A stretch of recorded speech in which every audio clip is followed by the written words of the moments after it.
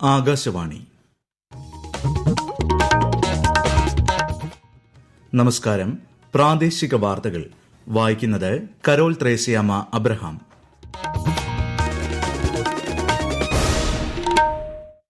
പ്രധാന വാർത്തകൾ. വികസനത്തിന്റെ പാതയിൽ പൈതൃകവും സംരക്ഷിച്ച് മുന്നോട്ടു പോകണമെന്ന് മൻ കി ബാത്തിൽ പ്രധാനമന്ത്രി നരേന്ദ്രമോദി. സംസ്ഥാന ദുരന്ത നിവാരണ അതോറിറ്റിയുടെ കവചം മുന്നറിയിപ്പ് സംവിധാനം മറ്റന്നാൾ മുഖ്യമന്ത്രി പിണറായി വിജയൻ ഉദ്ഘാടനം ചെയ്യും. കോഴിക്കോട് സർക്കാർ മെഡിക്കൽ കോളേജ് ആശുപത്രിയിലെ മരുന്ന് പ്രതിസന്ധി പരിഹരിക്കാൻ അടിയന്തര നടപടി സ്വീകരിക്കുമെന്ന് മന്ത്രി വീണ ജോർജ്. മകരവിളക്ക് മഹോത്സവ തീർത്ഥാടനത്തിന് ഇന്ന് സമാപനം. ശബരിമല ക്ഷേത്രനട നാളെ അടയ്ക്കും. സംസ്ഥാനത്ത് ഒറ്റപ്പെട്ടയിടങ്ങളിൽ ഇന്ന് ഇടിമിന്നലോടുകൂടിയ മഴയ്ക്കും ശക്തമായ കാറ്റിനും സാധ്യതയെന്ന് കേന്ദ്ര കാലാവസ്ഥാ വകുപ്പ്. ഉയർന്ന തിരമാലയ്ക്ക് സാധ്യതയുള്ളതിനാൽ കേരള തമിഴ്നാട് തീരങ്ങളിൽ ജാഗ്രതാ നിർദ്ദേശം. ഖോ ലോകകപ്പ് വനിതാ വിഭാഗത്തിൽ ഇന്ത്യ നേപ്പാൾ കിരീട പോരാട്ടം പുരോഗമിക്കുന്നു. വാർത്തകൾ വിശദമായി. വികസനത്തിന്റെ പാതയിൽ മുന്നേറുന്നതിനൊപ്പം പൈതൃകം സംരക്ഷിക്കുകയും അതിൽ നിന്ന് പ്രചോദനം ഉൾക്കൊണ്ട് മുന്നോട്ടു പോവുകയും വേണമെന്ന് പ്രതിമാസ റേഡിയോ പ്രഭാഷണ പരിപാടിയായ മൻ കി ബാത്തിന്റെ 118ാം പതിപ്പിൽ പ്രധാനമന്ത്രി നരേന്ദ്രമോദി. ഭരണഘടനാ നിർമ്മാണ സഭയിലെ അംഗങ്ങളുടെ ചിന്തകളും വാക്കുകളും വലിയ സമ്പത്താണെന്നും അദ്ദേഹം പറഞ്ഞു.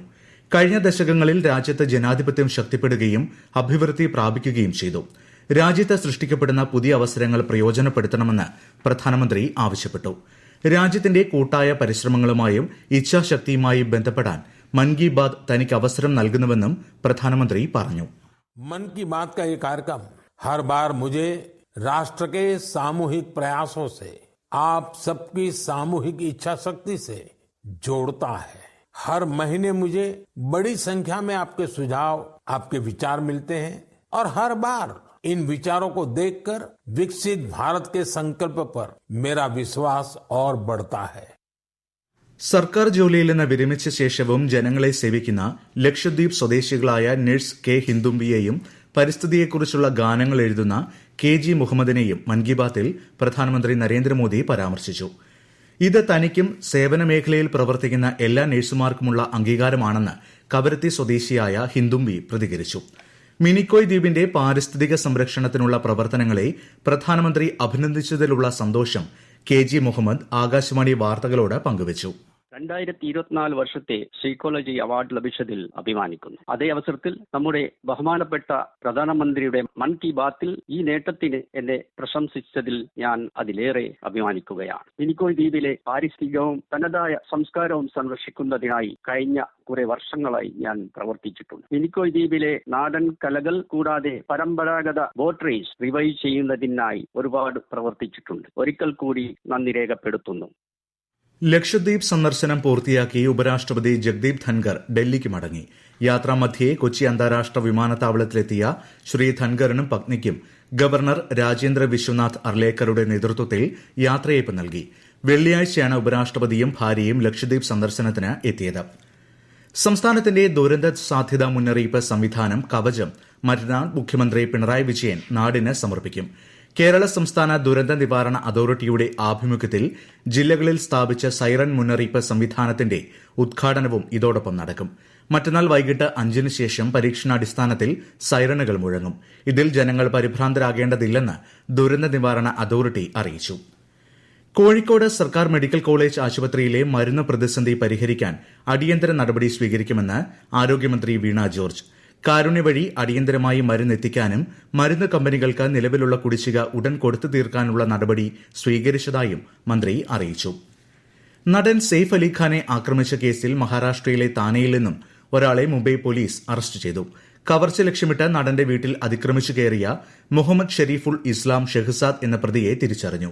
അറസ്റ്റിലായ പ്രതി ബംഗ്ലാദേശ് പൌരനാണെന്ന് മുംബൈ പോലീസ് വാർത്താ സമ്മേളനത്തിൽ പറഞ്ഞു. ഇയാളുടെ കൈവശം സാധുവായ ഇന്ത്യൻ തിരിച്ചറിയൽ രേഖകളില്ല. ഇയാൾ മാസങ്ങൾക്ക് മുൻപ് ഇന്ത്യയിൽ അനധികൃതമായി പ്രവേശിച്ച ശേഷം വിജയ് ദാസ് എന്ന പേര് മാറ്റി മുംബൈ പരിസരത്ത് താമസിച്ചു വരികയായിരുന്നു. മറ്റ് വ്യാജ പേരുകളും ഉപയോഗിച്ചിരുന്നതായാണ് റിപ്പോർട്ട്. 30 വയസ്സുള്ള പ്രതി ഹൌസ് കീപ്പിംഗ് ഏജൻസിയിലാണ് ജോലി ചെയ്തിരുന്നത്. ഈ വാർത്തകൾ ആകാശവാണിയിൽ നിന്ന്. ആകാശവാണി വാർത്തകളും വാർത്താ അധിഷ്ഠിത പരിപാടികളും all India radio news Thiruvananthapuram YouTube ചാനലിലും at all India radio news Thiruvananthapuram Facebook പേജിലും AIR ന്യൂസ് _തിരുവനന്തപുരം ഇൻസ്റ്റഗ്രാം അക്കൌണ്ടിലും at AIR news _TVM X ഹാൻഡിലും ലഭ്യമാണ്. ഇരിങ്ങൽ ക്രാഫ്റ്റ് വില്ലേജ് മുതൽ ബേപ്പൂർ തുറമുഖം വരെയുള്ളവയുടെ ചരിത്രം ഓർമ്മപ്പെടുത്തുന്ന ബൃഹത് ടൂറിസം പദ്ധതിക്ക് അംഗീകാരം ലഭിച്ചതായി മന്ത്രി PA മുഹമ്മദ് റിയാസ്. പദ്ധതിക്ക് 100 കോടി രൂപ കേന്ദ്രം അനുവദിച്ചതായി മന്ത്രി പറഞ്ഞു.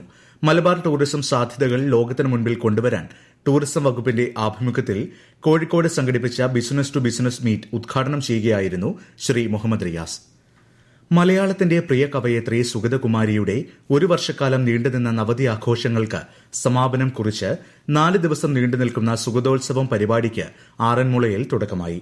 സുഗതോത്സവം എന്ന പേരിൽ നടക്കുന്ന പരിപാടികളുടെ സമാപന ചടങ്ങിന്റെ ഉദ്ഘാടനം രാജ്യരക്ഷാമന്ത്രി രാജ്നാഥ് സിംഗ് ബുധനാഴ്ച നിർവഹിക്കും. വിശദാംശങ്ങളുമായി ആകാശവാണി പത്തനംതിട്ട ജില്ലാ പ്രതിനിധി ശ്രീജി എസ് ശ്രീധർ. സുഗതകുമാരി ടീച്ചറുടെ കവിതകളെയും ആശയങ്ങളെയും ഭാവി തലമുറയിലേക്ക് പകരുക എന്ന ലക്ഷ്യത്തോടെ വിദ്യാർത്ഥികൾക്കായി സുഗത പരിചയ ശില്പശാല, സുഗത കവിതാലാപനം, ഉപന്യാസരചന തുടങ്ങിയ നിരവധി പരിപാടികളോടെയാണ് ഒരു വർഷക്കാലം നീണ്ടുനിന്ന നവതി ആഘോഷങ്ങൾക്ക് സമാപനം കുറിച്ച സുഗതോത്സവത്തിന് തുടക്കമായത്.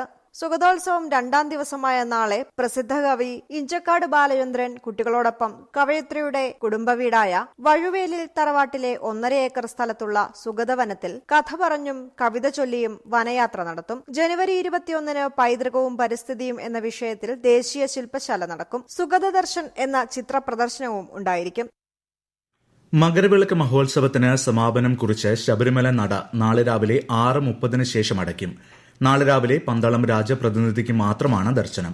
ഇനി തീർത്ഥാടകരെ പമ്പയിൽ നിന്ന് സന്നിധാനത്തേക്ക് കയറ്റിവിടില്ല. ഇന്ന് രാത്രി മാളികപ്പുറത്ത് ഗുരുതി പൂജ നടക്കും. പ്രയാഗ്രാജിൽ നടക്കുന്ന മഹാകുംഭമേളയിൽ തീപിടുത്തം. സെക്ടർ 19-ലാണ് അപകടം. ഒരാൾക്ക് പരിക്കേറ്റതായും ഇയാളെ ആശുപത്രിയിലേക്ക് മാറ്റിയതായും റിപ്പോർട്ടുണ്ട്. കൂടാരത്തിൽ ഭക്ഷണം പാകം ചെയ്യുന്നതിനിടെ ഉണ്ടായ തീ സമീപത്തെ മറ്റ് കൂടാരങ്ങളിലേക്ക് പടർന്നതായാണ് സൂചന. സ്ഥിതിഗതികൾ നിയന്ത്രണ വിധേയമായതായി അധികൃതർ അറിയിച്ചു. സംസ്ഥാനത്ത് ഒറ്റപ്പെട്ടയിടങ്ങളിൽ ഇന്ന് ഇടിമിന്നലോട് കൂടിയ മഴയ്ക്കും ശക്തമായ കാറ്റിനും സാധ്യതയെന്ന് കേന്ദ്ര കാലാവസ്ഥാ വകുപ്പ്.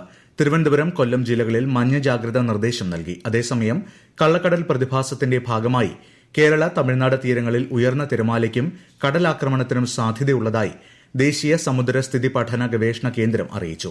മത്സ്യത്തൊഴിലാളികളും തീരദേശവാസികളും ജാഗ്രത പാലിക്കണമെന്നും നിർദ്ദേശമുണ്ട്. ഖോ-ഖോ ലോകകപ്പിൽ വനിതാ വിഭാഗം കിരീട പോരാട്ടത്തിൽ ഇന്ത്യ നേപ്പാളിനെ നേരിടുന്നു. ന്യൂഡൽഹി ഇന്ദിരാഗാന്ധി ഇൻഡോർ സ്റ്റേഡിയത്തിലാണ് മത്സരം നടക്കുന്നത്.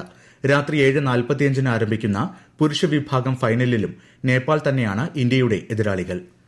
ICC അണ്ടർ-19 വനിതാ T20 ലോകകപ്പിലെ ആദ്യ മത്സരത്തിൽ വെസ്റ്റ് ഇൻഡീസിനെതിരെ ഇന്ത്യയ്ക്ക് 9 വിക്കറ്റിന്റെ ഉജ്ജ്വല വിജയം. ടോസ് നഷ്ടപ്പെട്ട ബാറ്റിംഗിനിറങ്ങിയ വെസ്റ്റ് ഇൻഡീസ് കേവലം 44 റൺസിന് എല്ലാവരും പുറത്താവുകയായിരുന്നു. 2 ഓവറിൽ 5 റൺസ് മാത്രം വഴങ്ങി 2 വിക്കറ്റ് എടുത്ത ജോഷിത വിജയാണ് കളിയിലെ താരം. ISL ഫുട്ബോളിൽ ഇന്ന് ഗോവ ഈസ്റ്റ് ബംഗാളിനെ നേരിടും. രാത്രി 7:30-ന് ഗോവയിലെ ഫത്തോർദ സ്റ്റേഡിയത്തിലാണ് മത്സരം. പ്രധാന വാർത്തകൾ വീണ്ടും. വികസനത്തിന്റെ പാതയിൽ പൈതൃകവും സംരക്ഷിച്ച് മുന്നോട്ടു പോകണമെന്ന് മൻ കി ബാത്തിൽ പ്രധാനമന്ത്രി നരേന്ദ്രമോദി. സംസ്ഥാന ദുരന്ത നിവാരണ അതോറിറ്റിയുടെ കവചം മുന്നറിയിപ്പ് സംവിധാനം മറ്റന്നാൾ മുഖ്യമന്ത്രി പിണറായി വിജയൻ ഉദ്ഘാടനം ചെയ്യും. കോഴിക്കോട് സർക്കാർ മെഡിക്കൽ കോളേജ് ആശുപത്രിയിലെ മരുന്ന് പ്രതിസന്ധി പരിഹരിക്കാൻ അടിയന്തര നടപടി സ്വീകരിക്കുമെന്ന് മന്ത്രി വീണ ജോർജ്. മകരവിളക്ക് മഹോത്സവ തീർത്ഥാടനത്തിന് ഇന്ന് സമാപനം. ശബരിമല ക്ഷേത്രനട നാളെ അടയ്ക്കും. സംസ്ഥാനത്ത് ഒറ്റപ്പെട്ടയിടങ്ങളിൽ ഇന്ന് ഇടിമിന്നലോട് കൂടിയ മഴയ്ക്കും ശക്തമായ കാറ്റിനും സാധ്യതയെന്ന് കേന്ദ്ര കാലാവസ്ഥാ വകുപ്പ്. ഉയർന്ന തിരമാലയ്ക്ക് സാധ്യതയുള്ളതിനാൽ കേരള, തമിഴ്നാട് തീരങ്ങളിൽ ജാഗ്രതാ നിർദ്ദേശം. ഖോ-ഖോ ലോകകപ്പ് വനിതാ വിഭാഗത്തിൽ ഇന്ത്യ നേപ്പാൾ കിരീട പോരാട്ടം പുരോഗമിക്കുന്നു. പ്രാദേശിക വാർത്തകൾ കഴിഞ്ഞു. അടുത്ത വാർത്താ പ്രക്ഷേപണം രാത്രി 7:25-ന്.